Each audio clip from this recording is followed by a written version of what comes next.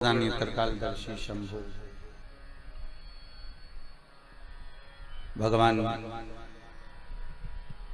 शिव शंकर के पावन चरणारविंद का रसास्वादन करती ये भगवतमय जीवात्मा भगवान शिव की कृपा से ओगड़दानी की दया से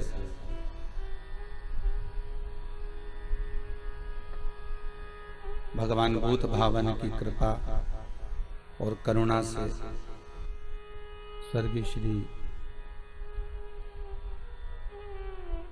राज बहादुर सिंह जी की स्मृति में उनकी धर्म पत्नी द्वारा श्रीमती बिंद्रा देवी जी के शुभ आशीर्वाद से पुत्र और पुत्र वधुओं द्वारा भगवान भूत भावन भूतेश्वर भगवान शंकर की पावन कथा का रसास्वादन करने का सौभाग्य अपन सभी को भगवान शिव की करुणा से इस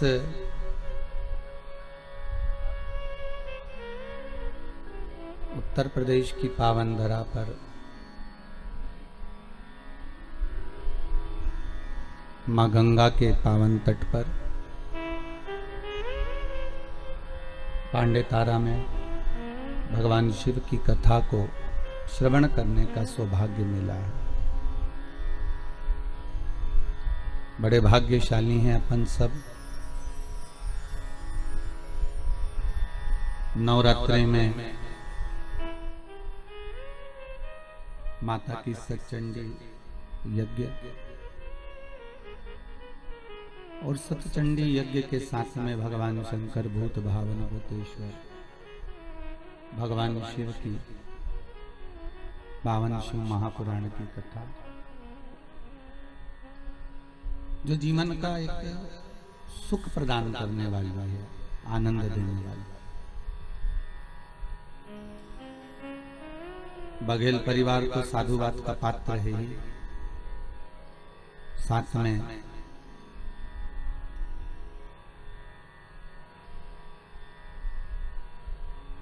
आप सब भी जो शंकर की पावन कथा को घर बैठकर टीवी चैनल के माध्यम से, फेसबुक यूट्यूब के माध्यम से श्रवण कर रहे हैं और अपने जीवन को सार्थक बना रहे हैं।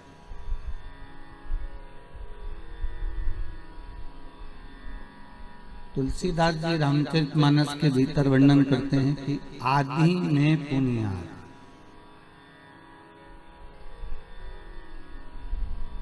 अगर थोड़ा सा भी समय, एक पल भी, एक घड़ी भी, एक क्षण भी हमको अगर भगवान की भक्ति के लिए मिल जाए तो वो हमारे जीवन को सार्थक बना देता है।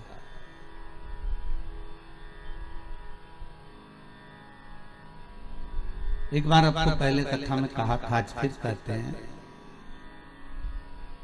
आप 24 घंटे में से 23 घंटा भगवान की कृपा से अपने परिवार को दे दो। मना मना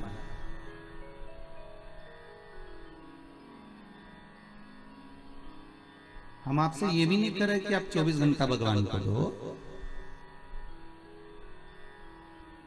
आप 24 घंटा भगवान को दो, ये परिवार में, कुटुंब में, कबीले में, रिश्ते में, नाते में आप 23 घंटा दे दो।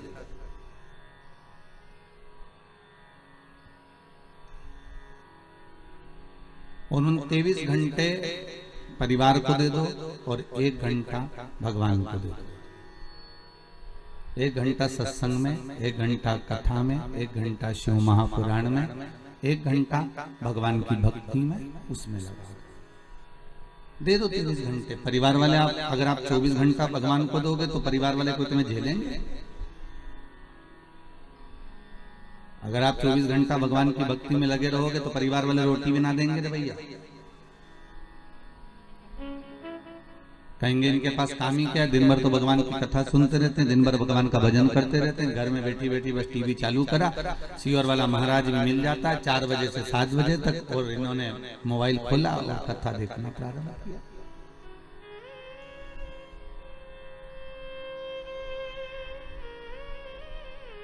मत दो आप 24 घंटा भगवान को, 23 घंटा परिवार को दे दीजिए। आपकी पत्नी, आपके बच्चे, आपका कुटुंब, आपके माता पिता, आपका परिवार, उनको 23 घंटा दे।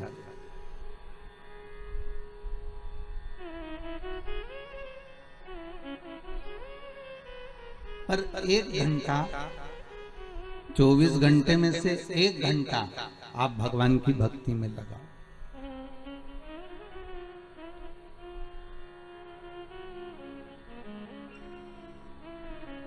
भगवान के सत्संग में लगाओ, शिव महापुराण में, भगवान की भक्ति में, भगवत नाम में, कीर्तन में, नाम स्मरण में, नाम जाप में, आप उसमें लगाइए। परंतु एक बात और ध्यान दीजिएगा, जैसे 23 घंटा आप पूरे परिवार को दे रहे हो ना, तो परिवार के सिवाय आप भगवान का नाम भी नहीं ले रहे हो।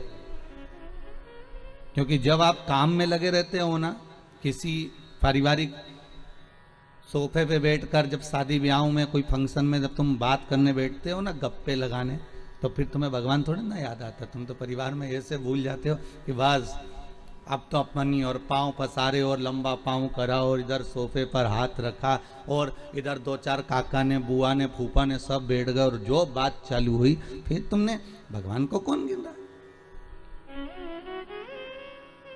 फिर कौन भगवान का भजन कर रहा है?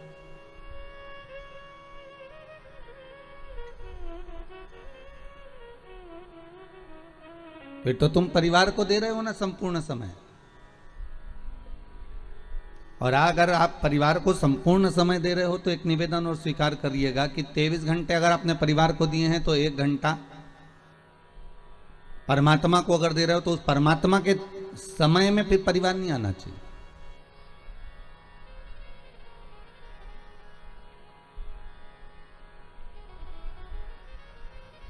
सौ वर्ष की आयु में 50 साल तो तुम्हारे सोने में निकल जाते हैं। अरे बोलो सही है कि गलत है? 50 वर्ष सोने में निकल गए। बच्चे कितने तुम्हारे पास में? 50।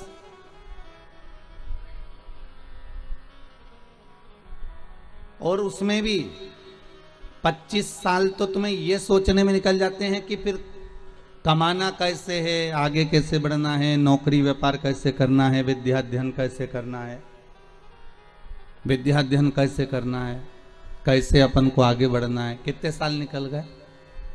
अब कितने बच्चे तुम्हारे पास में? मात्र 25। और 25 वर्ष में भी तुमको ये व्यवस्था करने में लग जाते हो कि बहन के घर जाना है, बच्चों का ब्याह करना है, शादी करना है, थोड़ा सा पैसा कमा कर एकत्रित करना है। मालूम पड़े वो 25 साल में से 10-12 साल तो तुम्हारे इसी में निकल गए। बचे कुछ थे थोड़े बहुत 5-10 साल बचे और वो ऐसी ही जिंदगी में निकाल दिए। भगवत नाम तो हुआ ही कहाँ।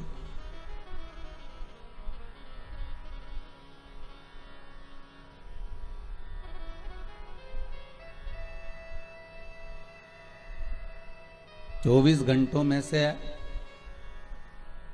कुछ समय हमने सोने में निकाल दिया, कुछ समय हमने भोग और विलास में निकाल दिया, कुछ समय हमने कमाने में निकाल दिया। समय हाथ से जाता रहा।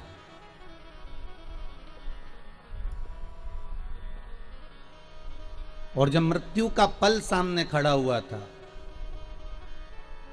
यमराज बनावे बंदी और काया हो गई गंदी, मेरे प्राण छूटे भोलेनाथ तो तुम नंदी लेकर आ जा।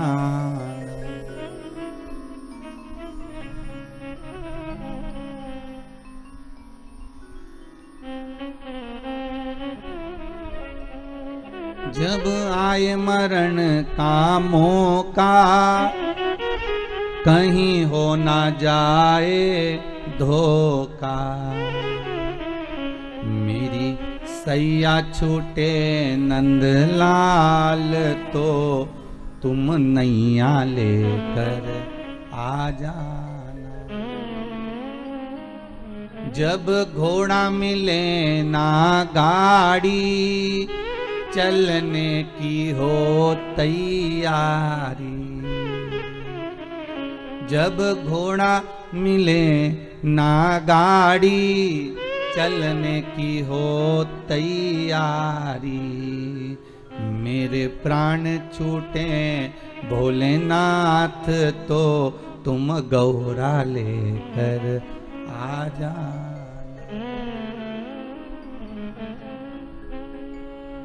और इस भजन की एक लाइन सबसे सुंदर है, उसको आप भी ध्यान रखिएगा महाराज। जब तन में उठेगी ज्वाला कोई पास न आने वाला।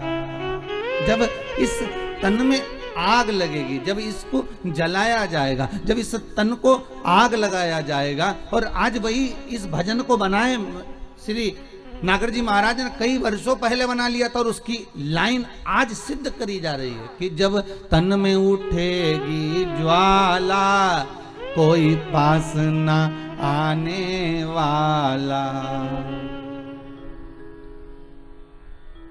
तब हे भोलेनाथ इतनी कृपा करना कि आप नंदी लेकर आ जाना, क्योंकि परिवार नाते रिश्ते कुटुंब कबीले ये कोई साथ तो आने वाले नहीं।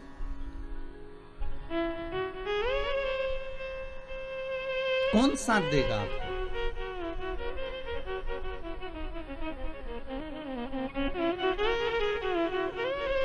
पहले तो कंधे पर भी तोक कर ले जाते थे, राम नाम सत्य कहते कहते। आज के जमाने में तो घर भी नहीं लाने देते, हॉस्पिटल से डायरेक्ट सीधे लकड़ी पर आग लगा देते हैं। बाद में कह देते हैं ये लो अस्थियां थोड़ी बहुत तुम्हारे दादा परदादा पिता माता की है, जो करना हो कर लो। अब उन अस्थियों का करोगे क्या? क्या करोगे उन अस्थियों का?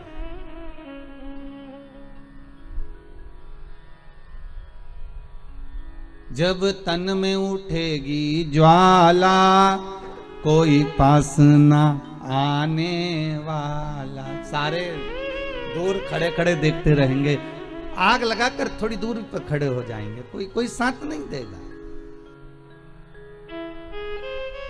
फिर साथ कौन देगा? तो शिव महापुराण की कथा कहती है कि माता के गर्भ में तू अकेला था, ना भोजन करता था, ना नौकरी करता था, ना तू सर्विस करता था, ना तू कमाने जाता था। माता के गर्भ में जैसे तू अकेला था तो तेरा भरण पोषण मैंने करा था। माता के गर्भ में तू पड़ा रहा तो तेरा ध्यान मैंने रखा था। माता के गर्भ में तू रहा तो तेरा भोजन देने का काम मेरा था। माता के गर्भ में जब तू पड़ा रहा तो तुझे जीवित रखने का कार्य मेरा था। तो भगवान शंकर की कथा कहती है कि मरने के बाद का भी टेंशन मत लेना कि लोग जलाकर दूर बैठ जाएंगे। दुनिया के लोग दूर बैठकर तुझे देखते रहेंगे आग लगते हुए, पर शंकर कहते हैं कि तूने अगर मेरा एक बार भी नाम लिया है तो मैं नहीं देख पाऊंगा। मैं तुझे जाकर अपनी बाहों से लपेट लूंगा, अपनी बाहों से लगा लूंगा। किसी ने कहा शंकर भगवान को और कोई भस्म नहीं मिली रमाने के लिए? शंकर भगवान को और कोई भस्म नहीं दिखी रमाने के लिए? अरे गाय के गोबर का कंडा बनाकर उसकी भस्म बना के शंकर जी लगा लेते। नहीं नहीं नहीं। किसी वृक्ष को जलाकर भगवान शंकर उसकी भस्म लगा लेते? नहीं। किसी पत्तियों को जलाकर शंकर भगवान उसकी भस्म रमा लेते? नहीं। पर शंकर भगवान ने भस्म किसकी रमाई? वो भी मुर्दे की।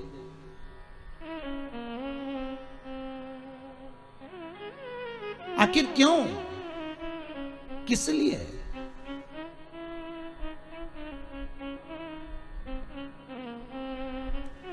शंकर भगवान ने कहा कि ये जो जीव जिसको मैंने जन्म दिया है, जिसको मैंने पैदा किया है, इसके गर्भ में मैं इसके साथ में था। परिवार वाले तो बाद में जब इसको बाहर निकाला गया गोदी में लाकर दिया गया, और ये डॉक्टर सिस्टर ने जब इसको गोदी में दिया तब लोगों ने प्रेम करा, तब इस लोगों ने स्नेह करा, तब लोगों ने इसको गोदी में लिया। पर इसके बाद तो जनता ने इसको संभाल लिया, फिर दुनिया ने इसको साथ लिया, पर अंदर तो मैं ही था 9 महीने तक। और आग लगाने तक भी परिवार वाले संभाल लेंगे, माना मुझे, पर आग लगाने के बाद कोई नहीं संभालेगा। आग लगाने के बाद तो एक ही संभालेगा, कौन? कालों का काल। जम के तो बोलो, कालों का काल महाकाल, बस वही संभालेगा। फिर वो कहता है कि गले में लगाऊंगा। जब दुनिया चली जाएगी ना, धधकती हुई अग्नि में, धधकती हुई अग्नि में तुमने एक बार भी अगर शंकर का अनुमोदन करा है, शिव महापुराण का स्मरण करा है, शंकर की कथा का रसास्वादन ग्रहण करा है, शंकर की कथा को सुना है, तुमने अगर शिव का अनुमोदन करा है, तुमने शंकर की भक्ति को धारण करा है, तुमने शंकर के नाम स्मरण को धारण करा है, तो उस शिव का स्मरण कब होगा? जब लोग आग लगाकर चले जाएंगे, तब शंकर तुम्हारे से लिपटने के लिए आएगा, तुम्हारी उस भस्म को, तुम्हारे उस भस्म को अपने शरीर पर धारण करेगा कि ये मेरा है, ये मेरा।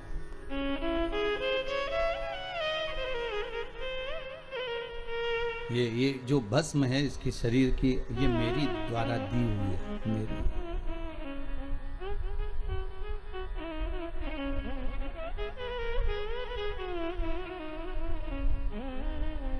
तब शिव, तब शंकर, तब ओघड़ी, तब दयालु, तब दाता सामने खड़ा मिल जाए।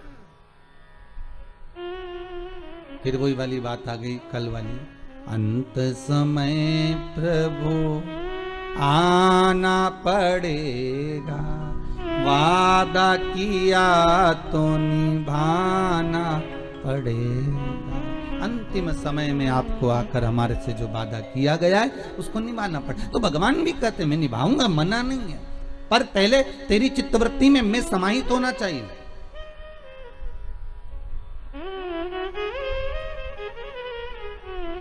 शिव कह रहे हैं तुम्हारी चित्तवृत्ति के भीतर मेरा समाहित होना जरूरी है।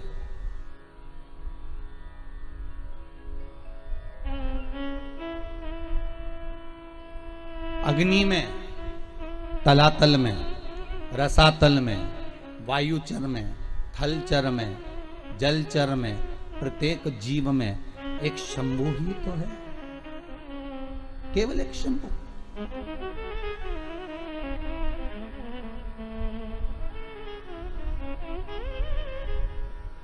वो समाहित हो जाए।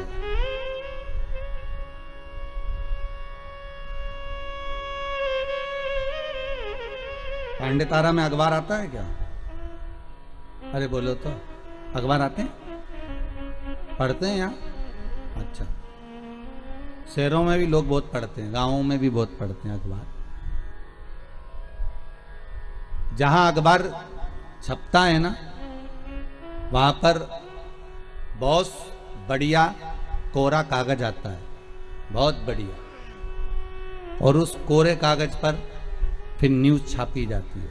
बोलो सही है कि गलत है? अरे बोलो तो, सही है ना? वहां न्यूज छापी जाती है। कितने अखबार निकलते हैं, ढेर। इतना कोरा कागज अखबार की उस कंपनी में, उस फैक्ट्री में आता है, उस छपाई मशीन में आता है, ढेर अखबार आएगा और लोग उस पर अखबार पर न्यूज छापेंगे।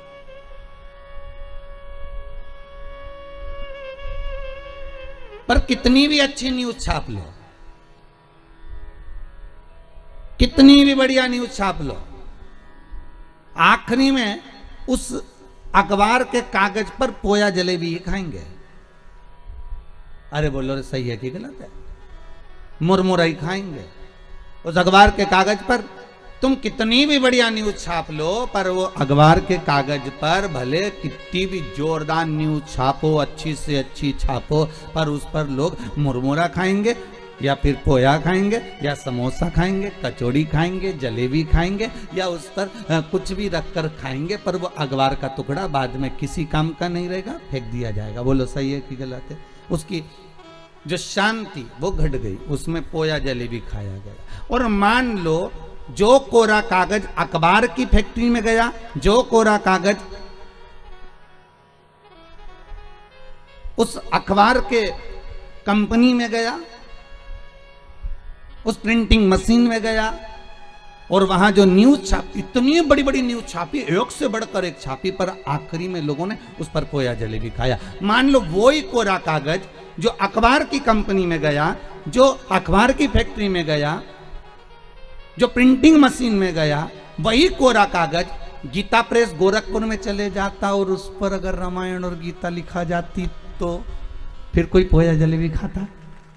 अरे बोलो तो जम के, कोई खाता पोया जलेबी? नहीं। फिर क्या करते उसको? लाल कपड़े में बांधकर, संजोकर, साध कर उसकी पूजन करते। फिर उस पर ना तो कोई पोया खाता, ना कोई जलेबी खाता, ना कोई मुरमुरा खाता। बस जैसे अखबार कंपनी में कोरा कागज गया तो उस पर न्यूज तो छपी, अच्छी अच्छी छपी, पर उसके बाद भी पोया जलेबी खाया गया। पर वही कोरा कागज जब गीता प्रेस गोरखपुर में गया और वहां प्रिंटिंग प्रेस पर रामायण की चौपाइयां, गीता के श्लोक जब लिखे गए, भागवत रामायण गीता लिखी गई, तो किसी ने उसमें मुरमुरा नहीं खाया, किसी ने उसमें समोसा नहीं खाया, किसी ने उसमें पोया जलेबी नहीं खाया। बस यही हमारा जीवन है। इस कोरे कागज को संसार की कंपनी में डालोगे तो यहां जो छपाई होगी वो मुरमुरा खाने की काम आएगी। और ये जो शरीर है इसको भगवान की भक्ति में डालोगे तो ऐसी प्रिंटिंग होगी कि ये भगवान के काम आ जाएगी। ये कोरा कागज है। इस कोरे कागज को तुम चाहो तो अखबार जैसा बना दो, इस कोरे कागज को तुम चाहो तो रामायण जैसा बना दो। ये कोरा कागज है, मर्जी तुम्हारी है कि कौन सी प्रिंटिंग मशीन में इसको प्रिंट करवाएं।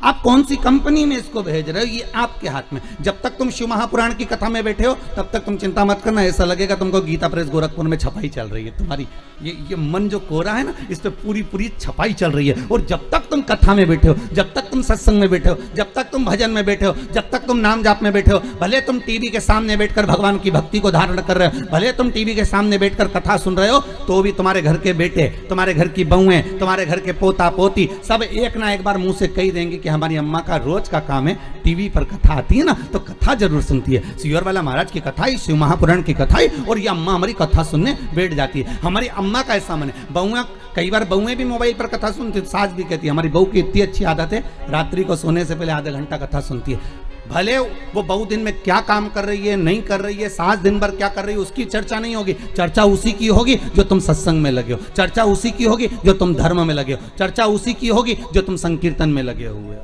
और किसी चीज की चर्चा नहीं है।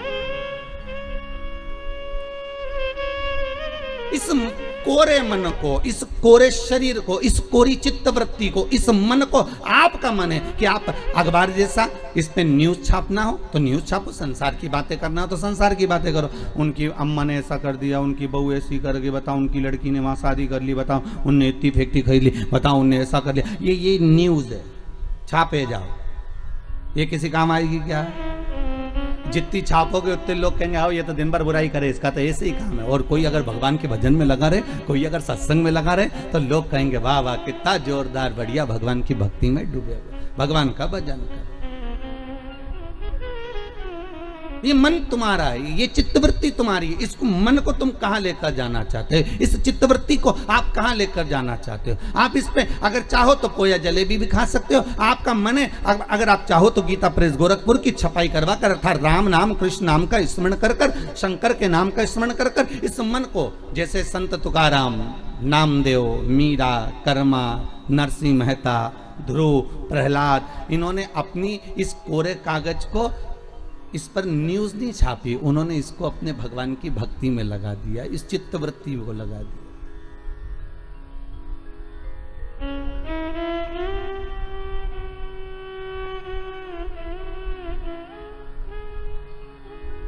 फिर उन्होंने इस संसार सागर से कोई मतलब रखा ही नहीं। फिर तो उनकी चित्तवृत्ति में जो समाहित हुआ वो केवल भगवत नाम, फिर कुछ सूझा ही नहीं, बल्कि और इंद्र को आना पड़ा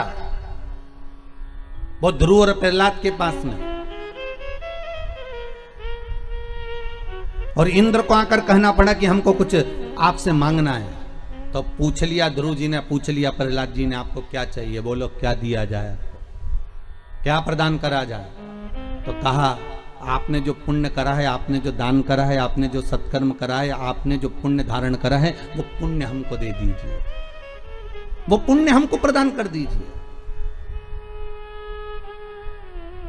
देखिए इंद्र के पास में अगर मांगने के लिए कुछ नहीं था तो पुण्य मांग कर लेगा। और आपसे भी निवेदन करूंगा, ये पुण्य जो आप कर रहे हो ना, ये सत्कर्म जो कर रहे हो, ये बघेल परिवार अगर शिव महापुराण की कथा करवा रहा है, अगर आज स्वर्गीय श्री राज बहादुर सिंह के अगर ये पुत्र कथा करवा रहे हैं, ये पुण्य जो एकत्रित कर रहे हैं, ये पुण्य कोई साधारण नहीं हो सकता। ये पुण्य की प्रबलता बड़ी प्रखर होती है महाराज, बड़ी प्रखर। बस डोलना नहीं है हमें संसार सागर में, हमें भटकना नहीं है। दुनिया के लोग संसार सागर में भटकते ज्यादा है, बहुत भटकते हैं। एक ये प्रश्न किसी बच्ची ने करा है, अच्छा प्रश्न है महाराज जी, कि पितृदोष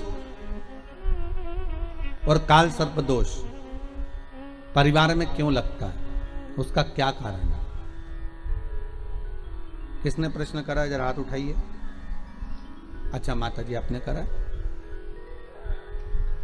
किरण जी मिश्रा आप ही ने प्रश्न किया है, बहुत सुंदर प्रश्न है, जग कल्याण के लिए बहुत अच्छी बात है। एक बार जोरदार ताली बजाओ माता जी के लिए, बहुत सुंदर प्रश्न। बैठिए विराजी। पितृदोष और काल सर्प दोष क्यों लगता है, केवल एक शंकर की आराधना से समझें। महाराज भगवान शंकर को जब जलंधर की पत्नी वृंदा, जलंधर के जब प्राण छूटे, तो जलंधर के प्राण छूटने पर वृंदा जब तुलसी का क्यारा बन गई और वो वृंदा ने श्राप दे दिया, हे शिव, ये नारायण आपने मेरे साथ छल करा है तो आप शालिग्राम बनोगे, पत्थर बनोगे, पर शंकर आपने मेरे पति को मारा है तो आपका चढ़ा हुआ जल कभी मुझ में नहीं जाएगा। तुलसी के क्यारे में शंकर का चढ़ा हुआ जल कभी नहीं जाना चाहिए। आप लोग अगर भगवान को थाली में, आपके घर में भगवान हैं बहुत सारे, होते हैं आप लोगों के, सभी लोगों के यहाँ होते हैं बहुत सारे भगवान, ठीक है, गणेश जी भी हैं सब क्या, अरे बोलो तो लड्डू गोपाल भी हैं, फिर देवी देवता भी हैं बहुत सारे, फिर शंकर जी भी हैं। तो सबको एक ही थाली में रख लिया और थाली में रखकर सबने उनको स्नान कराना चालू कर दिया। अब सबको स्नान कराया तो शिव जी को भी कराया, बोलो कराया कि नहीं कराया, थाली के अंदर रखा। अब तुमने स्नान तो करा दिया, स्नान कराने के बाद वो जल को क्या करा तुम लोगों ने, ले जाकर तुलसी के क्यारे में डाल दिया। तो महाराज जी पहले के समय में क्या कालसर्प दोष पितृदोष नहीं होता था? बिल्कुल नहीं होता था। पहले के समय में ना कालसर्प दोष होता था ना पितृदोष होता था। क्यों? तो क्या घर में लोगों के शंकर जी नहीं होते थे? होते थे। लोग शिव जी को स्नान कराते थे, पर घर में बगीचा, खलियान, खेत, वृक्ष इतने लगे होते थे कि शंकर जी को स्नान कराने के बाद वो जल को ले जाकर, वो भगवान को स्नान कराने के बाद जल को ले जाकर पेड़ पौधे में डाल दिया जाता था, बगीचे में डाल देते थे, तुलसी के क्यारे में नहीं डालते थे। इसलिए ना पितृदोष होता था ना कालसर्प दोष होता था। अब दुनिया के लोग भगवान को स्नान करा के ले दे के एक ही पौधा घर में दिखता है, वो तुलसी जी का, बस स्नान कराया और तुलसी जी में ले जाकर डाल दिया। तो तुलसी जी में ले जाकर डाला तो उससे शास्त्र कहता है कि अगर शिव जी का चढ़ा हुआ जल तुलसी के क्यारे में जाएगा तो सर्प के डसने का दोष लग जाएगा, जिसको हिंदू धर्म में काल सर्प दोष कहा गया। जो काल सर्प दोष, अच्छा बड़ा विचित्र काम है। कई कई गांवों में आप लोगों ने भी देखा होगा, यहां तो ठीक है परंतु हमने महाराष्ट्र में बहुत देखा। महाराज कई कई गांवों में तुलसी के क्यारे के नीचे शंकर जी को रखते हैं। ये तुलसी के कुंड के अंदर शंकर जी को रखेंगे, पर यह दोष है। वो तो ना जाने कहां से बुद्धि आ गई ऐसी कि तुलसी के क्यारे के अंदर शंकर जी को रख दो, तुलसी के क्यारे के नीचे शिव जी को रख दो, या तुलसी के क्यारे के अंदर शंकर भगवान को विराजमान कर दो। ये विवेक ना जाने कौन दे देता है आप लोगों को। अच्छा, दुनिया के लोगों की आदत भी ऐसी है ना, जो अच्छा विवेक मिले ना, अच्छी जगह से कथा मिले, अच्छी चीज मिले, तो उसको तो लोग छोड़ देंगे। पर कहीं नाटक मिले, नौटंकी मिले, कोई आपको अलग अलग तरह से ना जाने घुमा फिरा के, ना जाने बुद्धि ऐसी फेर कर गलत चीज बताएगा ना, तो वो समझ में आ जाएगी आप लोगों को। दुनिया की आदत है।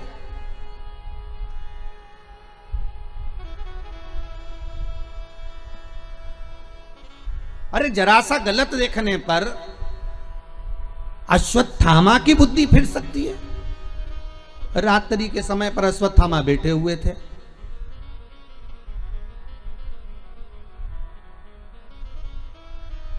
और रात्रि के समय पर अश्वत्थामा बैठे, और बैठे बैठे अश्वत्थामा ने क्या देखा कि एक वृक्ष के कोटर में कौवे के अंडे रखे हुए हैं, कौवे के बच्चे रखे हुए हैं, और एक उल्लू रात्रि के समय पर उड़ता उड़ता आया, और वो कौवे के अंडों को उसने, रात के समय कौवा जब सो गया तो उसके अंडों को, उसके बच्चों को मार दिया। किसने? उल्लू ने। अश्वत्थामा ने देख लिया, इससे जोरदार कोई काम नहीं हो सकता। अगर ये पांडव जीते, नेत्र खुलने के बाद अगर नहीं मर रहे, तो एक काम करता हूं, जैसे उल्लू रात को आया और उसने कौवे के अंडों को मार दिया, कौवे के बच्चों को मार दिया, तो अश्वत्थामा ने भी विचार करा, एक काम करता हूं, मैं भी सोते समय पर जाता हूं और मार देता हूं। और अश्वत्थामा ने करा क्या, जब पांडवों के पुत्र सो रहे थे और अश्वत्थामा उनको सोते हुए को मार आया, सोते हुए। बस केवल रात्रि को एक जरा सा एक लीला देखी, और उस बुद्धि में, अश्वत्थामा के उस विवेक में वो समाहित हो गया। गलत चीज लोगों की बुद्धि में तुरंत आ जाती है कि हाँ हाँ उसने ऐसा करा, उसने तुलसी जी के क्यारे में शिवलिंग रखा तो अपन भी रख लो, उसने ऐसा करा तो अपन भी ऐसा कर लो, उसने यूं करा तो अपन भी ऐसा कर लीजिए। पर शंकर की कथा करें नहीं भाई, ये थोड़ा वंचिता होना चाहिए हमारा। जो शास्त्र सम्मत हो उसका स्मरण करना चाहिए।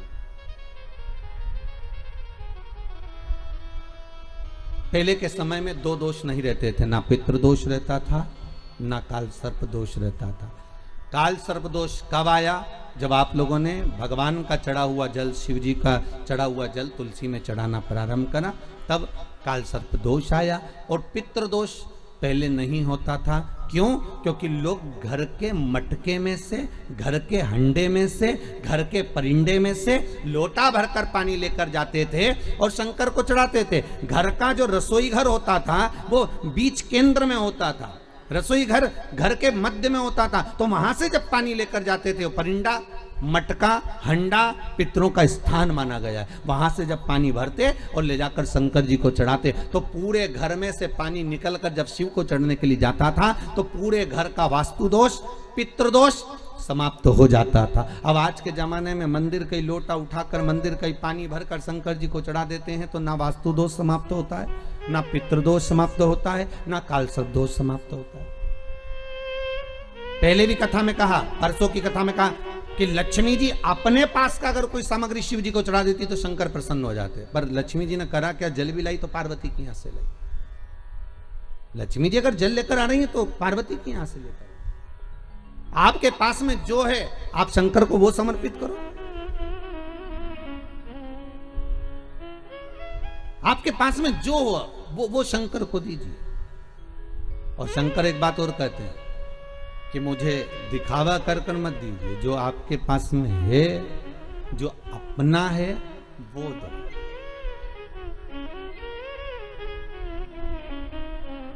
और जो श्रेष्ठ हो,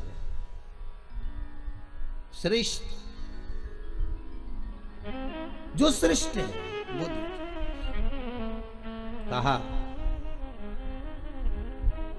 मात्र एक चावल का दाना, कितना, जम के बोलिए, एक चावल का दाना शंकर जी को चढ़ाओ, पर आखा चढ़ाओ।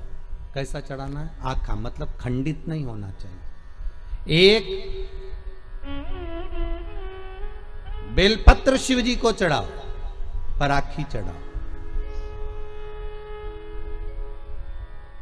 4 दिन में आज हमारा दिल बड़ा खुश है। 5वें दिन, उसका एक कारण है।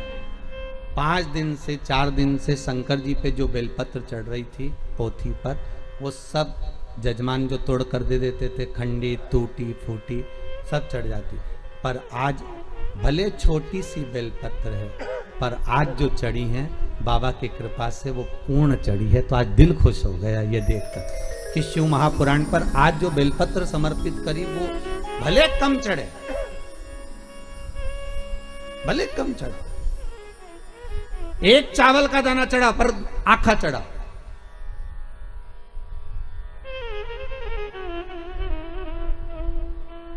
आज हमें बड़ी खुशी मिली है इस व्यासपीठ पर आए, जब बेलपत्री थोड़ी सी हाथ में आई तो देखा कि भले छोटी सी है पर सुंदर कितनी है।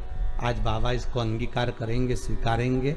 शिव महापुराण की पोथी नहीं होती महाराज, 7 दिन 9 दिन 5 दिन जितने दिन तक शिव महापुराण जिस जगह पर रखी रहती है, जिस कुल में, जिस परिवार में, जिस भाव में रखी रहती है, वहां पर ये 12 ज्योतिर्लिंग 7 दिन के लिए विराजमान होते हैं। उस पर चढ़ाई गई बेलपत्री का फल 12 ज्योतिर्लिंग पर चढ़ाई गई बेलपत्री के फल के बराबर होता है। 12 बेल ज्योतिर्लिंग के बराबर है मां, उसका फल एक आनंदी,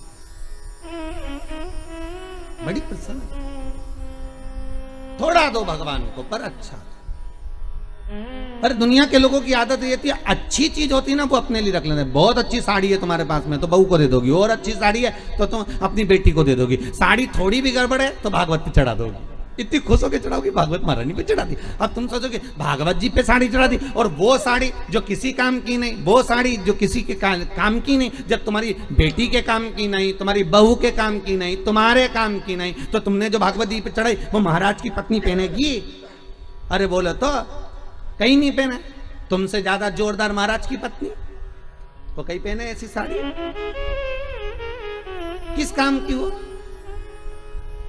इसलिए शिव महापुराण भले थोड़ा लग जाए, लोगों को लगता है कि महाराज जी ऐसी बात बोल, पर एक चढ़ाओ पर अच्छा चढ़ाओ, एक चावल का दाना चढ़ाओ अच्छा चढ़ाओ, एक बेलपत्र चढ़ाओ भगवान को पर वो अच्छी चढ़ाओ, एक पुष्प चढ़ाओ अच्छा चढ़ाओ, एक वृक्ष की पत्ती चढ़ाओ पर अच्छी चढ़ाओ, एक दुर्वा चढ़ाओ पर अच्छा चढ़ाओ, एक लोटा पानी चढ़ाओ पर अच्छा चढ़ाओ, दिल से चढ़ाओ। हमें नहीं लेना मंदिर का पानी, हमें नहीं चाहिए मंदिर का जल, हमें तो घर से लेकर जाएंगे, भले इतना सा लेकर जाए, वो चढ़ाएं।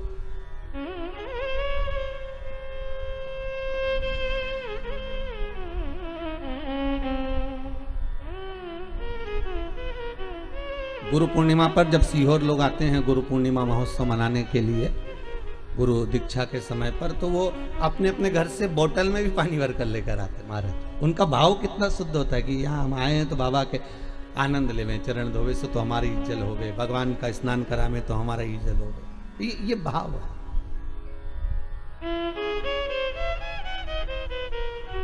अभी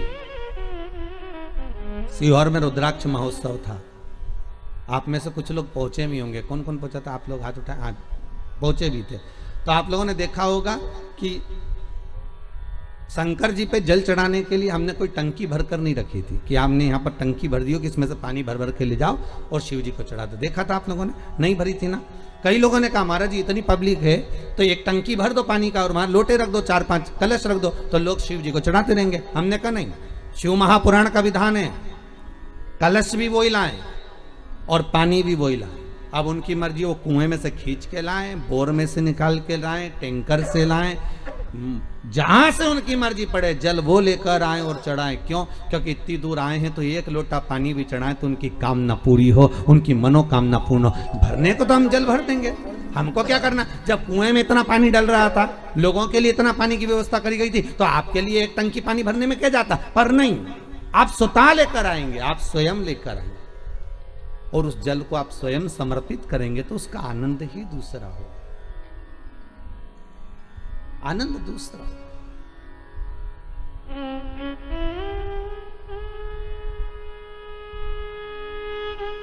गंगा जली खोली है कभी किसी ने? किसी के यहाँ गंगा जली खुली है? अरे बोलो तो सही। शादी में, ब्याह में, या कोई गंगा जी भर के लेकर आते हैं और फिर गंगा जली खोलते हैं, पंडित जी पूजन कराते हैं। खोली है सब लोगों ने? तो गंगा जली खोलते हैं तो उस गंगा जली के खोलते समय गंगा जी का सुहाग चढ़ाते हैं। बोलो चढ़ाते कि नहीं चढ़ाते? साड़ी चढ़ाएंगे, बिछुड़ी चढ़ाएंगे, चूड़ी चढ़ाएंगे, सब चढ़ाएंगे, फिर लोटा भी भरेंगे, फिर कलश पूजन भी होगी, फिर गंगा जी को लेके भी आएंगे, फिर मैया आती भी है, शरीरों में लोग हिलते भी हैं, सब कुछ होता है। फिर वहां पर गंगा जी की अगर वस्त्र चढ़ाया, गंगा जी का सुहाग चढ़ाया, गंगा जी की पूजन करी, तो साथ में एक की पूजन और होती है, वो भागीरथ जी की होती है। बोलो होती कि नहीं होती? फिर भागीरथ के कपड़े चढ़ते, धोती चढ़ेगी, गमछा चढ़ेगा, कुर्ता का कपड़ा चढ़ेगा, जनेऊ चढ़ेगी, भागीरथ जी के कपड़े भी चढ़ेंगे। कि भागीरथ जी के कपड़े चढ़ाए, क्यों चढ़ाते हैं? उसका कारण क्या है? क्योंकि गंगा को लेकर आने वाले श्री भागीरथ जी महाराज।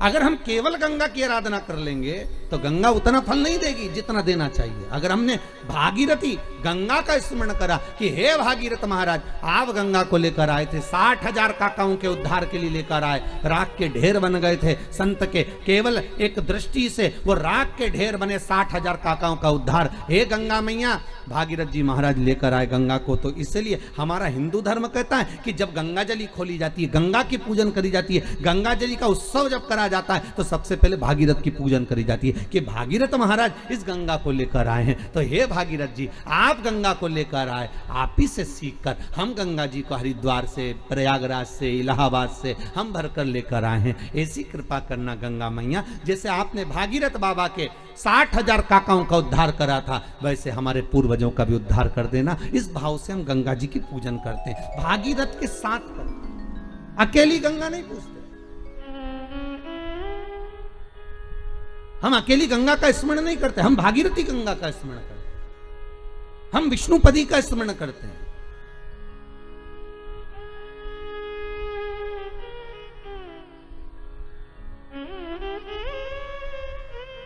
तू अकेली ना रहे, सर्व जगत के सुख के लिए तू आनंद देने वाली मां है प्रकट।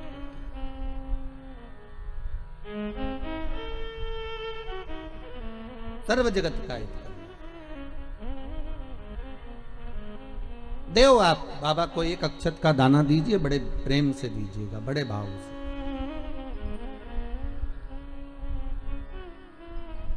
एक साधे सब सधे, सब साधे विसरा। आप अगर शिव जी का भजन कर रहे हो तो शंकर की भक्ति में ऐसे डूब जाओ, ऐसे डूब जाओ कि फिर शिव के सिवा कोई सुहाए।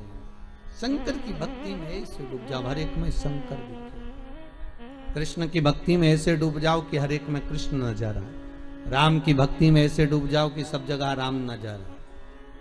पर जितना एक जगह पर आप जाते रहोगे, वहां से आपको जो प्राप्त होगा वो सुख का आनंद ही कर देगा।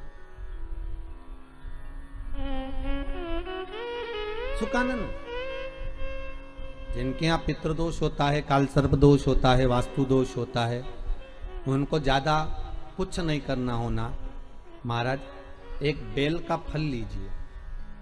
क्या लेना है? बेल का फल, बेलपत्री का जो फल होता है उसको ले लो। उसके अंदर का जो गुर्दा होता है, अंदर का जो भाग होता है, उसको निकाल लीजिए और उस बेल के फल में आटा सेक कर उसमें शक्कर मिलाकर उसको उसके अंदर भर लीजिए।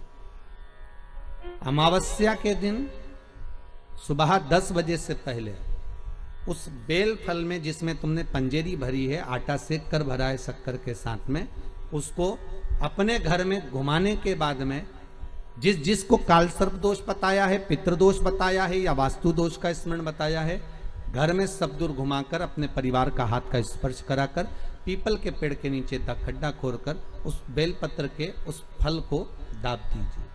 उस फल को उसमें दबा दीजिए। महाराज, केवल एक अमावस्या करना रहता है, पितरों के दोष से मुक्ति मिलती है और हमारे घर के कार्य सफल होना प्रारंभ हो जाते हैं। कार्य की सफलता होती है, कार्य में सफलता प्राप्त होने लगती है। हम तो कई बार कहते हैं महाराज जी, अगर ऐसा लगे किसी औषधि को आप ले रहे हैं, मालूम पड़े कि औषधि आपको लग नहीं रही है, शिव महापुराण की कथा करेंगे, मान लो औषधि आपको नहीं लग रही, आपने औषधि बहुत दिनों से ले रहे हो, कोई दवाई, मान लो आप किसी भी दवाई को ग्रहण कर रहे हैं और वो औषधि लगी नहीं रही है, वो शरीर को लगी नहीं पा रही और आप ठीक ही नहीं हो पा रहे, 15 दिन हो गए, 8 दिन हो गए, बताओ, उतना की उतना ही कैटरीना है, उतना ही उतना अपना भरा हुआ, वही की वही लीवर, वही की वही किडनी, वही की वही स्मरण, सभी कुछ वही वही है, उतना की उतना ही। बीपी भी ऊंचा नीचा चल रहा है पर लेवल में नहीं आ रहा, शुगर भी लेवल में नहीं आ रही, तो प्रयास करा करो महाराज, बेलपत्री के फल का जो गुर्दा है, अंदर का जो भाग है फल का, उसको पानी में गला लीजिए और प्रदोष कम से कम प्रदोष नहीं हो और बीमारी जरा दवाई लगी नहीं रही हो तो बिना प्रदोष के भी कर सकते हो, उसको पानी में गलाइए, आधा घंटा पानी में, जैसे आपको सुबह मंदिर जाना है 10 बजे, तो सुबह स्नान कर कर कम से कम 6:30-7 बजे उसको पानी में गला दीजिए और उस बेले के फल का गुर्दा से गला हुआ पानी शिव जी को ले जाकर समर्पित कर दीजिए महाराज। उस पानी में से थोड़ा सा 1 चम्मच पानी शिव जी पे चढ़ा हुआ लेकर आ जाइए, उस पानी को जो बीमार व्यक्ति है उसको औषधि देने से पहले मात्र आधी चम्मच से भी आधा चम्मच उसको दे दीजिए। भगवान शंकर का श्री शिवाय नमस्तुभ्यम का जाप कर कर उस पानी को देने के बाद अगर आप औषधि देंगे तो ये पक्का है कि औषधि अपना कार्य करना प्रारंभ कर देगी और वो स्वस्थ होना प्रारंभ हो जाएगी, वो स्वस्थ हो औषधि के लिए। शंकर पर चढ़ी हुई भस्म, शंकर पर चढ़ा हुआ बेलपत्र, शंकर पर चढ़ा हुआ एक पुष्प भी औषधि का कार्य करता है। शिव महामृत्युंजय,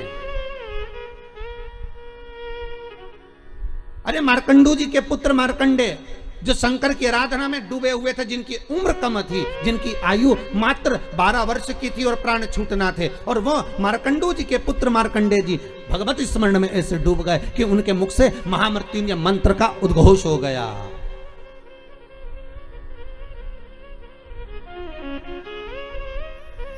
भगवान शिव के नाम का उद्घोष हो गया। जैसे नंदी महाराज, शिलाद नाम का ब्राह्मण जिनको ऋषि भी कहा गया है, जिनका नाम था शिलाद, क्या नाम है उनका, जम के बोलिए, शिलाद, ब्राह्मण है, ऋषिवर है। और शिलाद ब्राह्मण है, ऋषि हैं, बड़े शिव के भगत है, शंकर का बहुत अनुमोदन करते हैं, शिव का स्मरण में वो हमेशा डूबे रहते हैं। और उनका एक नाम स्मरण केवल ओमकार का ध्वनि करना और ओम नाम में डूबे रहना। ओम नमः शिवाय,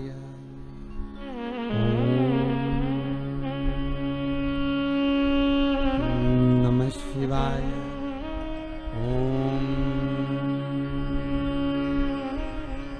नमः शिवाय। भगवान शिव की भक्ति में डूबे रहते। अब उनकी धर्मपत्नी से संतान नहीं, औलाद नहीं, बड़े दुखी है, बड़े दुखी। अच्छा, संतान नहीं हो, किसी नारी की गोद, अगर स्त्री की गोद अगर खाली रह जाए तो भी दुख होता है उसको कि मेरे घर में औलाद नहीं, संतान नहीं। हम कई बार कहे, आज फिर कहते हैं, ये टेस्ट भी बाद में कराना, सारी जांचें बाद में कराना, एक बार शंकर का भजन कर कर देखना। पिछले वर्ष कथा में तुमरुका जी की जो कथा कही थी, यूट्यूब पर डली हुई थी, अगर आप लोगों ने नहीं सुनी हो तो उसको निकालना यूट्यूब पर। श्री तुमरुका शिव महापुराण की कथा हमने कही थी, तुमरुका जी का व्याख्यान, उसमें वर्णन किया था। सब जगह से अगर हार जाओ और सारे रिपोर्ट आपकी आपने सब दूर दिखा ली, तो एक बार शंकर पर भरोसा कर कर तुमरुका जी का नाम लेकर सफेद आंकड़े की जड़ को शिव जी पे से रजस्वला धर्म के 7वें दिन 21 बार घुमा लो। नाम गोत्र बोलकर कमर में लाल धागे में बांध लो, पीपल के पत्ते शिव जी को चढ़ाओ, उठाकर लाओ, उस एक पत्ते को रात्रि को गाय के दूध में उकालो और उस दूध को दोनों पति पत्नी पियो, साथ रहिए। समय आएगा, बाबा चाहेगा तो 3 या 4 महीने में गर्भ ठहर ही जाएगा। सारे डॉक्टर को दिखा लिया अपनी जगह, टेस्ट भी करवा लिया अपनी जगह, पर एक बार प्रयोग, और वो विश्वास रखकर करना पड़ेगा। शंकर पर जो भी कार्य कर रहे हो आप, जो उपाय कर रहे हो आप, शिव का स्मरण कर, भगवान पर अगर विश्वास रखोगे, भरोसो दृढ़ इन चरणन करो, श्री वल्लभ नख चंद्र छटा बिन सब जगह माही अंधेरो। अगर भरोसा है तो शंकर है, और भरोसा नहीं तो शिव कहां से। विश्वास लेकर अगर आए हो तो काम तो होगा। ये लोग काशी से आए हुए हैं, विश्वास लेकर ही तो आए होंगे कि हम जाएंगे शंकर की कथा में तो बाबा कृपा जरूर करेगा। कई लोग यहाँ पर बैठे हुए हैं जो विश्वास लेकर आए हुए हैं, दूर दूर से आए हुए हैं, केवल विश्वास लेकर कि भगवान कृपा करेगा किसी ना किसी रूप में, मुझे विश्वास है कि बाबा मेरी सुनेगा। और फिर कहता हूं, कथा में अगर आपने मन लगा लिया, भले टीवी चैनल के माध्यम से श्रवण कर रहे हो, भले मोबाइल के माध्यम से श्रवण कर रहे हो, भले पंडाल में सुन रहे हो, बाबा से अगर दिल से आपने अगर कह दिया तो 3 महीना बहुत होता है सब कामना पूरी होने के लिए। मेरा बाबा आपको कुछ ना कुछ दे ही देता है, बस आपकी रुचि के अनुसार सुख प्रदान कर ही देता है। आप उस पर विश्वास, भरोसा, भटकना नहीं है हमको, मार्ग से विचलित नहीं होना। कई लोगों की आदत रहती है, पहले राम जी के पास चले जाएंगे, राम जी से काम नहीं होगा तो कृष्ण के पास चले जाएंगे, कन्हैया जी से काम नहीं होगा तो हनुमान जी के पास चले जाएंगे, हनुमान जी से नहीं होगा तो शंकर जी के पास चले जाएंगे। पर शिव महापुराण की कथा कहती है, गुरु जी के 2 चेले, गुरु जी ने दोनों चेलों से कहा, जाओ जमीन खोदो, 50 फीट पे पानी निकलेगा और मेरे लिए लोटा भर के पानी लेकर आओ। चेलों ने मन में कहा, विचार करा, बताओ पानी इतना सारा पड़ा, वो पी लो, 50 फीट खोदें फिर पानी लाए।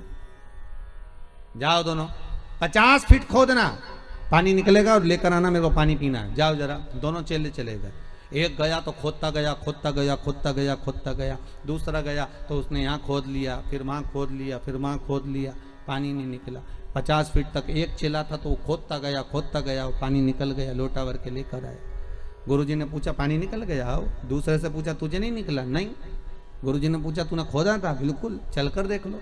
गुरुजी गए देखने के लिए, तो गुरुजी ने देखा तो उसने क्या करा, थोड़ा यहाँ खोद लिया, थोड़ा वहां खोद लिया, थोड़ा वहां खोद लिया, थोड़ा वहां खोद लिया, पानी नहीं निकला। और एक चेले से पूछा, तूने कैसे निकाला? तो कहते, एक ही खड्डे को मैं खोदता गया तो पानी निकल गया। यहाँ शास्त्र वही कह रहा है, एक पकड़ो और एक जगह ही खोदते रहो, शंकर जी का भजन करते रहो, तारेगा तो ये, मारेगा तो ये, कहेगा तो ये, जो कुछ करेगा खोदते जाओ, पानी जरूर निकलेगा। पर 10 जगह खोदोगे, कभी इधर खोद लिया, कभी उधर खोद लिया, कभी उधर खोद लिया, तो पानी नहीं निकलना है, कोई काम तुम्हारा बनना नहीं है, कुछ भी नहीं होना है। एक ही जगह खोदो, खोदे पानी निकलेगा। करो भजन एक का, पर आदत बुरी है ना तुम्हारी। फिर कोई घूम रहा था उसके पास, फिर किसी के पास। भगवान को भी मालूम है ये एक जगह नहीं टिकेगी रे, आज तुम्हारे पास आ गई, कल दूसरी जगह चले जाएगी, परसों चौथी जगह जाएगी, काम नहीं होगा तो भटकती फिरेगी, पर विश्वास नहीं रखेगी। जिस दिन ये विश्वास पक्का कर लेगी कि शंकर ही मुझे बचा सकते हैं, शंकर ही मुझे जिला सकते हैं, शंकर ही मेरा पेट भर सकते हैं, शंकर ही मेरा अनुमोदन कर सकते हैं, शंकर ही मुझे धन देंगे, दौलत देंगे, संपदा देंगे, शंकर के सिवा कोई नहीं देगा, तब शिव भी सोचता है अब नहीं डिगेगी, और नहीं डिगेगी तो परीक्षा लेंगे शंकर। पहले आपका काम हो सकता है नहीं भी करें शंकर, क्योंकि वो देखना चाहते हैं कि पहले जैसी थी वैसी की वैसी है, खड्डा अलग अलग खोद रही है क्या, पहले देखेंगे, पहले इधर से उधर से 10 जगह खड्डे तो नहीं खोद रही, फिर उसको लगेगा नहीं ये पूरा विश्वास रखकर टिक गई तेरे चरणारविंद में, तो वो महामृत्युंजय महादेव फिर प्रकट होकर कुछ दे ही देगा, ये उसकी कृपा फिर होगी। वो जब तक नहीं देता, जब तक परीक्षा नहीं लेता। सास बहू को चाबी जब तक नहीं देती, जब तक सास बहू की परीक्षा नहीं ले लेती। सास को भी लगता है कि बहू को चाबी दूंगी और मालूम पड़े होता है। एक ससुर जी मर गए, बहुएं रोने लगी, खूब चिल्ला चिल्ला के, खूब धाड़ धाड़ के रोई। अपने अपने पतियों को फोन लगा दिया, पतियों भी आ गए, 4 पति थे, सब 4 बहुओं के आ गए। क्यों रो रही हो? बहुएं बोली तुम्हारा बाप मर गया, पिता तुम्हारा। तो पतियों बोले तुम्हारा भी तो ससुर था, तुम्हें दुख नहीं हो रहा, रो काय को रही हो? तुमने तो कभी ससुर को 1 गिलास पानी नहीं दिया, कभी पिता को 1 गिलास चाय बनाकर नहीं दी, कभी गरम रोटी नहीं खिलाई। जब बहुएं मिलती थी तब ताने देती थी, आड़ा टेढ़ा बोलती थी, गालियां देती थी। और आज पिता मर गया तो रो रही हो? किस लिए रो रही हो तुम? तुम्हें रोने का कोई हक नहीं है। इतने में 4 बहुएं बोली अपने पतियों से तुम्हारे बाप मर गए उसके लिए थोड़ी ना रो रहे हैं, तुम्हारा पिताजी मर गया उसके लिए थोड़ी ना रो रहे हैं। तो बहुओं से पतियों ने पूछा फिर काय को रो रही हो? तिजोरी की चाबी ना जाने का धर गए इसलिए रो रही है। पतियों ने भी माथा ठोका, काय की जगदम्बा होना। अब पत्नियां बोली सुनो तुम्हारे पिताजी को जगाओ और चाबी पूछो कहां रखी तिजोरी की। पतियों ने बोले इनको मरा आधा घंटा हो गया और तुम के चाबी पूछो, सीधी तरीके से जवा लो नहीं तो तुमको नहीं सुला दे। बेचारा पतियों को भय लगा कि इनका क्या, तो लोभ लालची व्यक्ति तो कुछ भी कर सकता है। इनके मन में दुख हुआ, इन्होंने कहा ऐसा कोई होता है कि मरा हुआ व्यक्ति जाग जाए? हम नहीं जानते, हमें चाबी चाहिए तो चाबी चाहिए, आप पूछो कहां रखी है। डॉक्टर साहब को बुलाया, डॉक्टर साहब बताओ हमारे पिताजी को थोड़ी सी देर के लिए जगा दो, बस जग जाएं और उसके बाद में चाबी बता के भले मर जाएं, ऐसी कुछ कृपा कर दो। डॉक्टर साहब बोले 80,000 का एक इंजेक्शन लगेगा, हम लगाएंगे, पिताजी जाग के बैठेंगे, उतनी देर में पूछ लेना चाबी कहाँ रखी है, बताएंगे, फिर वो मर जाएंगे, ठीक है? पर जल्दी पूछना, इतना टाइम तक जिंदा नहीं रहेंगे हो। लगाओ 80,000 लाओ। अब बहुओं ने सोचा चाबी तो निकालना है, तो बहुओं ने करीब अपनी अपनी रकम बेची है। बताओ बुढ़ा बीमार था तो 1 रुपए की नहीं बेची, और चाबी के चक्कर में सब 20-20 हजार में रकम बेची है। 20-20 हजार में रकम बेच गई, 80,000 रुपए लेके डॉक्टर के सामने दिए। डॉक्टर सामने का सामने खड़ी हो जाओ, और सामने खड़ी होकर जैसे ही जागे पूछ लेना चाबी कहाँ रखी है। और जैसे ही डॉक्टर सामने इंजेक्शन लगाया, ने बुढ़ा उठ के बैठा, ने डोकरा जैसे उठ के बैठा, इतने में बहुवन बोलती उससे पहले बुढ़ा बोल दिया क्यों रे, या पाड़ा के पानी पिलाया कि नहीं पिलाया, और मर गया।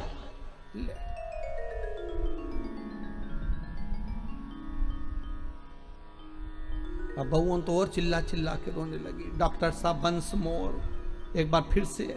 डॉक्टर साहब बोले ला 80,000, फिर इंजेक्शन लगाऊंगा, अब की बार पाड़ा के पानी पिलाया, अब भैंस के पिला के मर जाएगा। ला अभी जगाऊं मैं, जगाने में क्या, एक दुनिया है साहब, धन की मीत है, कोई किसी का नहीं संसार में, केवल धन ही मीत है। परसों की कथा में कहा था मरने के बाद सब कुछ फेंक देंगे पर अंगूठी चेन नहीं फेंकेंगे, सब रख लो।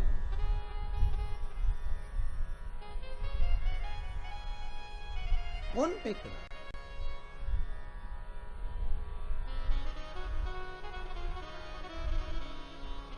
एक साधो, आशा लगाकर बैठे रहना। विश्वास में आस भी है और विष भी है। विश्वास में दोनों चीजें, विष भी है और आस भी है। आप विश्वास लगाकर अगर बैठे हुए हो तो आस अगर लगाए हुए हो तो यह पक्का है कि शिव मिलेगा जरूर, शंकर प्राप्त जरूर होगा। अगर आस लगाई है तो मिलेगा जरूर, वो मिलेगा।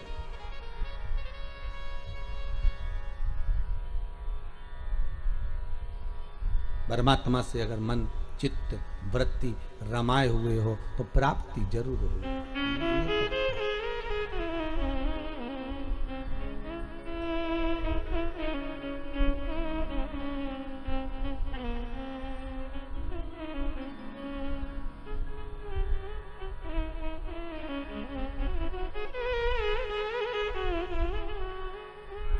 वो मिलेगा।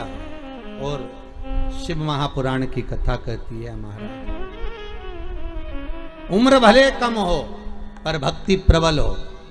शिलात की धर्म पत्नी से संतान नहीं थी, पर शिलात के मन को खलता नहीं था, पर परिवार के लोग कहते थे कि कोई तो एक पुत्र हो जाए जो तार दे। तब भगवान शिव ने आकर एक वर दिया, चिंता मत करो, एक दिन जब तुम भजन करने के लिए कहीं जा रहे होगे, पृथ्वी को खोदोगे, उसमें से एक बालक निकलेगा, वही बालक तुम्हारा पुत्र कहलाएगा। निकला बालक, उसका नाम नंदीश्वर रखा। क्या नाम रखा है? नंदी। वो नंदीश्वर। पर पिता इतने विचित्र थे, अरे दुनिया के लोग कहते हैं शंकर जी के मंदिर में नंदी क्यों होना चाहिए। दुनिया के लोग कहते हैं आखिर नंदी ने ऐसा कौन सा पुण्य करा कि भगवान शंकर के दरवाजे पर नंदी सदा के लिए विराजमान हो गया। कहते हैं शंकर से ज्यादा आराधना नंदी की भी करेंगे तो उसकी भक्ति प्राप्त होगी। तो नंदीश्वर में ऐसा क्या सुख है? नंदीश्वर क्यों शंकर के मंदिर में इतने सारे गणों में केवल एक नंदी ही क्यों बैठ गया? क्यों नंदी का होना क्यों जरूरी है शंकर मंदिर में? बिना नंदी के शिव पूजा क्यों नहीं जाती है?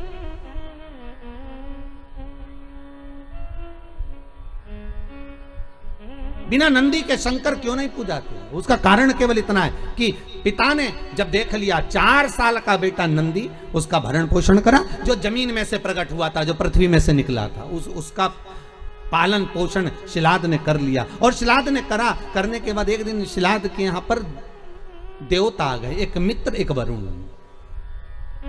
2 देव पधारे।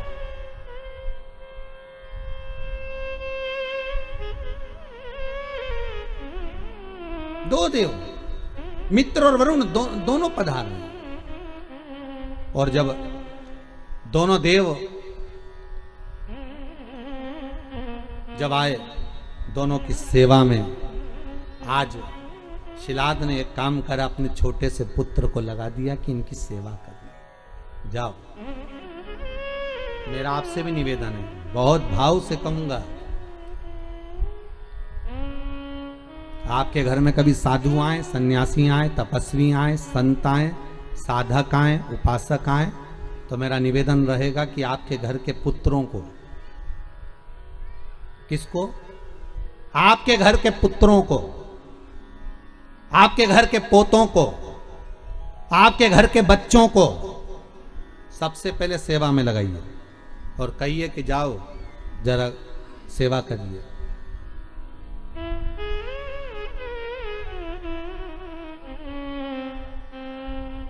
जाओ सेवा में लगो, जरा करो सेवा, करिए।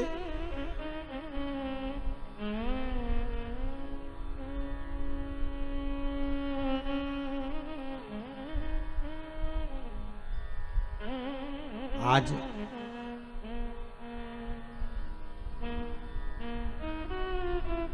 यदि ये यजमान परिवार कथा करा रहे हैं तो इनके बच्चे भी तो देख रहे हैं ना कि हमारे चाचा, हमारे पिताजी, हमारे काका, हमारी काकी, हमारे ताऊ, हमारी दादी सब शिव महापुराण की कथा का पूजन कर रहे हैं, अर्चना कर रहे हैं, भक्ति कर रहे हैं, तो उनके मन में भी तो सेवा का भाव जागेगा। वो भी तो मन में जागृत करेंगे कि हमें भी सेवा करना चाहिए, हमारा भी सेवा का भाव उत्पन्न होता है कि हम भी भगवती स्मरण करें।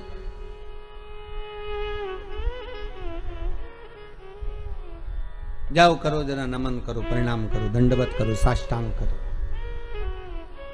सेवा का भाव जुड़े। और शिलाद ने भेज दिया नंदी को, नंदी जाओ। नंदी कहते पिताजी मेरी उम्र 4 साल की है। पिताजी कहते कोई उम्र नहीं होती सेवा की, जाइए सेवा करो।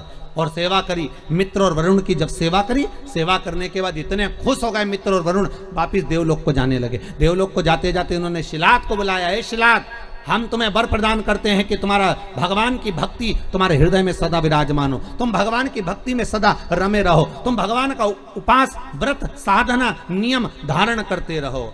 जाओ, हम तुम्हें आशीर्वाद देते हैं कि तुम्हारी आयु की वृद्धि भी हो। शिलाद की आंखों में आंसू भर गए। सेवा किसने करी? जम के बोलिए, नंदी ने। पानी भरकर कौन लाया? नंदी। पोछा किसने लगाया? नंदी ने।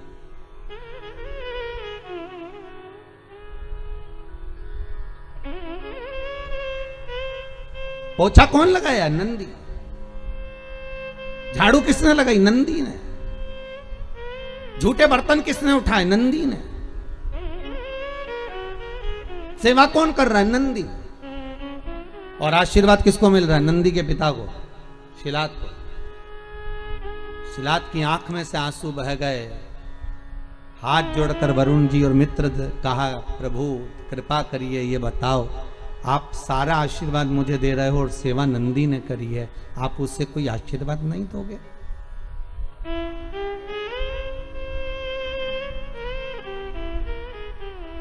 आप हमें कोई आशीर्वाद नहीं दोगे? हमारे ये विजय राज जी आज पूजन में बैठे हुए हैं, नाम तो हम ज़्यादा जजमानों के जानते नहीं। अभय राज जी हैं, रामराज जी हैं, सभी भाई लोग। इनकी आदत ऐसी है नेताजी की कि ये हम छत पे भी हैं तो ढूंढ ढूंढा के पाँव पड़ने पहुंच ही जाते हैं। ये भी कम नहीं पड़ते अभय राज जी भी हो। तो ये सब लोग, और एक वो हमारे हम कहेंगे सारथी जी हमारे हो, उनका नाम भी हम नहीं जानते, परंतु लाना ले जाना करते रहते। तो ये लोग बड़े विचित्र हैं। आज अभय राज जी कह रहे थे गुरु जी ऐसा आशीर्वाद दे के जाना कि ऐसी कथा होती रहे, साल 2 साल में ऐसी कथाओं का स्मरण होता रहे, ऐसा वर दीजिएगा। हम मन में सोच रहे थे कि इतनी सेवा कर रहे हो, आगे बढ़ बढ़ कर कहीं सफाई करना, कहीं जूठे बर्तन उठाना, कहीं कुछ करना।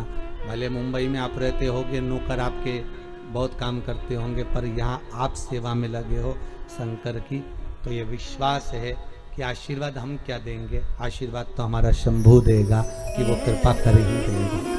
हम क्या वर देंगे, हम किसी को आशीर्वाद वगैरह नहीं देते हो। हमारा तो काम है कथा करना, कथा से नीचे उतरे आप जैसे हो गए हैं। और हम फिर कहते हैं हमसे ज्यादा विश्वास हमारे बाबा पर करना, शंभू पर करना, शंकर पर करना। जितना सीहोर वाला गुरुजी तुम्हारा साथ नहीं देगा उतना शंकर साथ देगा। सीहोर वाले तो आपके जैसे ही हैं, मनुष्य हम भी हैं और मानव हम भी हैं। हम भले हम पर विश्वास मत करना, पर मेरे शंकर पर विश्वास करना, जो त्रिलोकी का नाथ है, त्रिकालदर्शी है, कोई साधारण नहीं है वो, उस पर भरोसा रखना।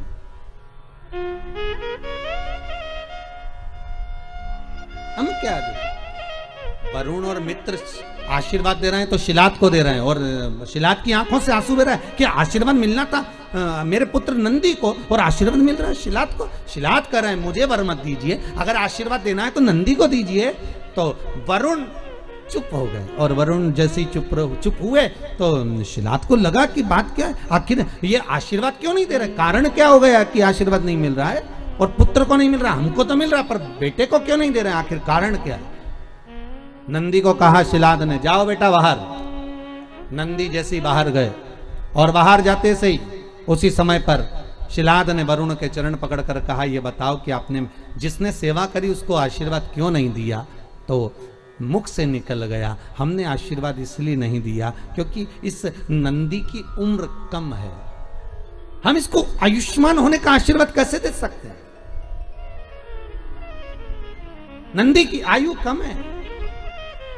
शिलाद ने कहा इसका कोई उपाय। वरुण तो कह दिया कि नंदी की उम्र कम है, पर वरुण के साथ जो मित्र आया था उसने कह दिया उसका एक उपाय है, अगर तुम्हारा पुत्र नंदी शंकर की आराधना में लग जाए, शिव की उपासना में लग जाए, शंकर को रिझाने में लग जाए, दुनिया में एक ही है जो उम्र बढ़ा सकता है। कौन भाई? उम्र बढ़ाने का आशीर्वाद भी वो ही दे सकता है जिसकी उम्र का ठिकाना नहीं हो। सही है कि गलत है? अरे बोलो तो सही है ना। जिसकी उम्र का ठिकाना ही नहीं वो दे सकता है। तुम्हारे पास में इतना सारा काजू रखा होगा तो आप काजू भर कर दे दोगे, आपके पास में बादाम ढेर सारी रखी होगी तो बादाम भर कर दे दोगे, आपके पास में गुड़ बहुत सारा रखा होगा तो आप दान में गुड़ दे दोगे, आपके पास में चावल ज्यादा होगा तो आप चावल दे दोगे, आपके पास में गेहूं होगा तो गेहूं दे दोगे, आपके पास में कपड़ा होगा तो आप कपड़ा दे दोगे। बोलो सही है कि गलत है? जो चीज आपके पास में होगी वो आप निकाल कर दे दोगे। आपकी जेब में, कई लोगों की जेब में वो रखते हो मलने का और कतरने का, तो वो जो 4-5 लोग मिले तो उसने निकाल के दे दिया, लो साहब पाओ साहब, और जो शौकीन होगा वो उठाकर उसमें मलने बैठ गया, वो भी लगे। तो जो तुम्हारे पास में होगा तुम वो दोगे। अब जिसके पास में जो चीज ज्यादा होगी वो ज्यादा देंगे। अब मित्र कहने लगे कि शंकर की आराधना करो, तो कि शिव जी की आराधना क्यों?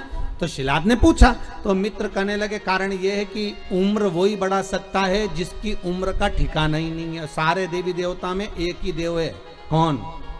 जम के बोलिए, देव अधिदेव महादेव, जिनकी उम्र का ठिकाना नहीं है। अभी ईमानदारी से बोलो, 51 शादी तो पहले कर चुके। पार्वती के साथ जो शंकर जी की शादी हुई है वो 52 नंबर की, 52 नंबर की। अब 52 भी जिसकी शादी हुई हो तो उम्र कितनी होगी जरा हिसाब लगा लो रे भाई।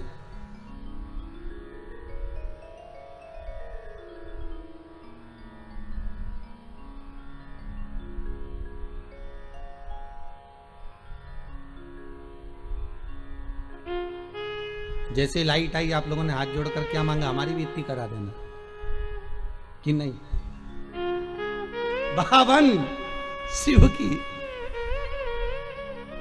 जब पार्वती जी के साथ में बावर हो रही थी शिव जी की, तो माता पार्वती जी की मां मीनावती ने समझाया था कि शिव तो ठहरे कैलाशी, अरे गोरा पछताओगी, और बूढ़े जोगी के संग में तुम कैसे रह पाओगी। ये बूढ़े जोगी, तो पार्वती जी बोली मैया एक बात बताओ, आपने कहा शंकर बूढ़े, तो इनकी उम्र बता दो, और आपके यहाँ भी मैं निवेदन करूंगा पूरे पांडे तारा में कोई ऐसा हो जो शंकर जी की उम्र बता दे तो जरूर बता देना भैया। किसी को मालूम हो कि शंकर की उम्र कितनी थी? है शंकर की उम्र कितनी है? किसी को नहीं मालूम। तलातल रसातल, अरे भगवान विष्णु भगवान ब्रह्मा के ही कई अवतार हो गए, पर शंकर वही की वही रह गए,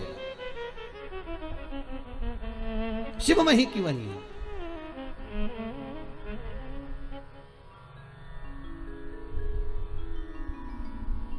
जानना कठिन है महाराज। अरे मेरे भोले बाबा को अनाड़ी मत समझो, मेरे भोले बाबा को अनाड़ी मत समझो, मेरे भोले बाबा को अनाड़ी मत समझो, मेरे भोले बाबा को अनाड़ी मत समझो, अनाड़ी मत समझो, अनाड़ी मत समझो, अनाड़ी मत समझो, अनाड़ी मत समझो, अनाड़ी मत समझो, अनाड़ी मत समझो, अनाड़ी मत समझो, अनाड़ी मत समझो। ओ मेरे भोले बाबा को, मेरे भोले बाबा को अनाड़ी मत समझो, मेरे भोले बाबा को अनाड़ी मत समझो। आओ से दोनों हाथों से।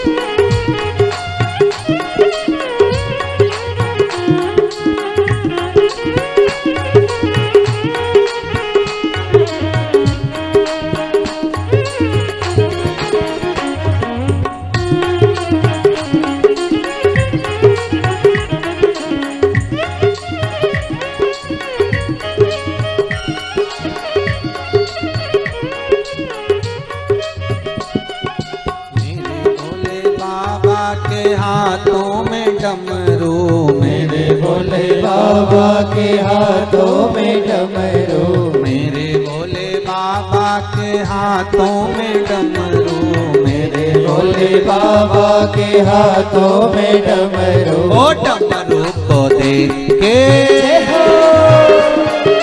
डमरू को देख के मदारी मत समझो, डमरू को देख के मदारी मत समझो, मेरे भोले बाबा को अनाड़ी मत समझो, मेरे भोले बाबा को अनाड़ी मत समझो।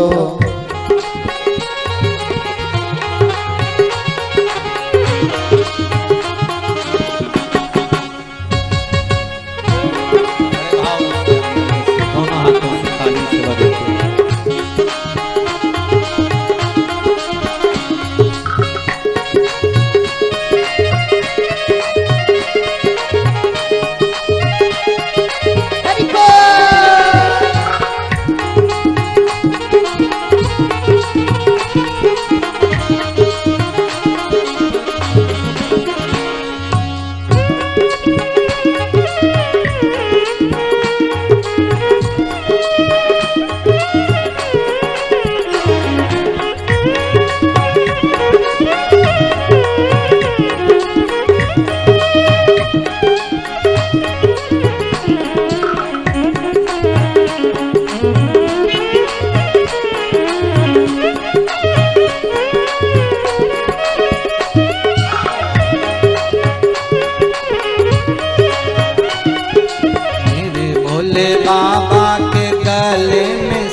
है, मेरे भोले बाबा के गले में सांप है, मेरे भोले बाबा के गले में सांप है, मेरे भोले बाबा के गले में सांप है। ओ सांप को देख के,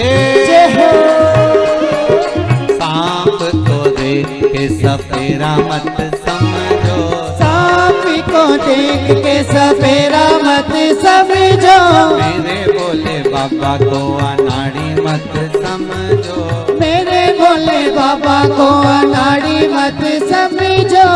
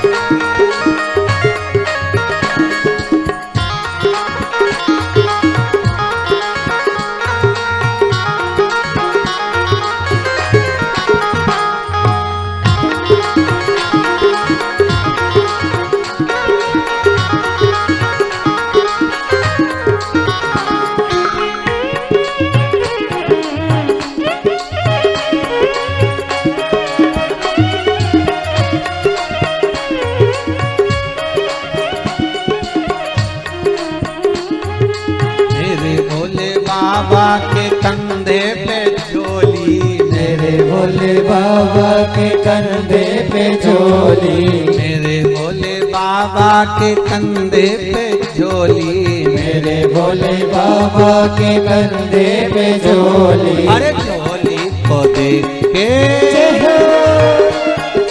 झोली को देख के भिखारी मत समझो, झोली को देख के भिखारी मत समझो, मेरे भोले बाबा को अनाड़ी मत समझो, मेरे भोले बाबा को अनाड़ी मत समझो, अनाड़ी मत समझो, अनाड़ी मत समझो, अनाड़ी मत समझो, अनाड़ी मत समझो, अनाड़ी मत समझो, अनाड़ी मत समझो, अनाड़ी मत समझो, अनाड़ी मत समझो। ओ मेरे भोले बाबा को,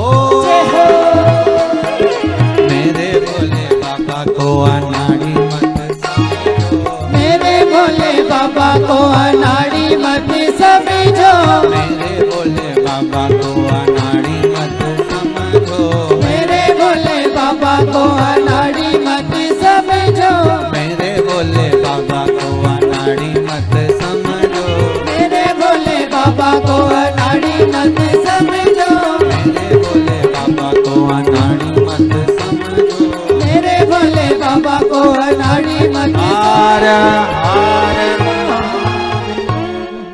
भगवान शिव कोई साधारण नहीं है महाराज, उनको साधना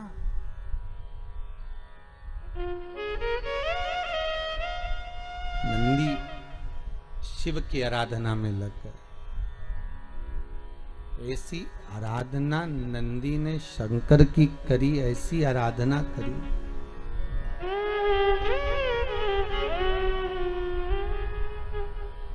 शिव प्रसन्न हो गए, मांग ले तुझे क्या चाहिए।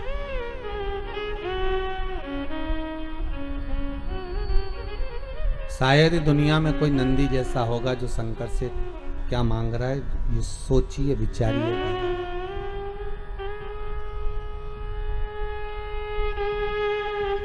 आप क्या मांग सकते हैं शंकर से? धन, दौलत, संपदा, सत्ता, वैभव, यही मांगेंगे। और यदि कुछ और भी मांगा तो यही मांगेंगे कि सुंदर काया हो मेरी, सुंदर काया। एक पहले भी आपको कहा, जिसको चर्म का रोग हो जाता है, चमड़ी अगर कहीं सफेद पड़ जाए या कोई स्थान पर सफेद सफेद से चिट्टे पड़ जाएं, उसके लिए कहा है पूर्णिमा के दिन जब गाय अपने बछड़े को दूध पिला रही हो, बछड़े के मुख में जो फेन आ जाता है, वो फेन थोड़ा रिटर्न बढ़ाए, फेन चम्मच में ले लीजिए और उस फैन को पूर्णिमा की रात्रि को 12 बजे शरीर पर लगा लें, जहां जहां सफेद दाग हो या चट्टे हो। आधा घंटा तक लगे रहने के बाद में फिर स्नान करें। और एक बार सूर्य कुंड का स्नान जरूर करें, जो झांसी दतिया के पास में है सूर्य कुंड, उसका स्नान करें। वहां की मट्टी लाकर शरीर पर लगाकर आधा घंटा धूप